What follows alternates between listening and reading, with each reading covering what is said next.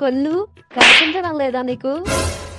అన్నయ్య నువ్వు తొందరగా రా అన్నయ్య, ఇక్కడ ఒక అమ్మాయి నన్ను కొట్టింది. ఈ అమ్మాయేనా నిన్ను కొట్టింది? అవునన్నయ్య. చూసే నిన్ను. అన్నయ్య ఆగన్నయ్య, ఆడవాళ్ళను కొట్టడం మన సంస్కారం కాదు. అమ్మాయి అని వదిలేశాను, అదే అబ్బాయి అంటే నీ సంగతి చెప్పేవాడిని.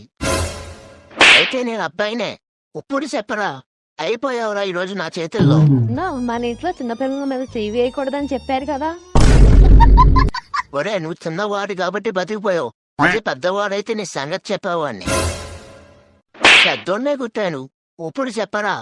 ఒరే ఈసారి నిన్ను వదిలిపెట్టాను రా. అన్నయ్య అమ్మేం చెప్పింది? పెద్దోళ్ళని కొట్టద్దని చెప్పింది కదా. వసే అయితే నన్ను ఎందుకు పిలిచావే? నువ్వు తన్నించుకున్నదే కాకుండా అందరి చేత నన్ను కొట్టించావు కదే.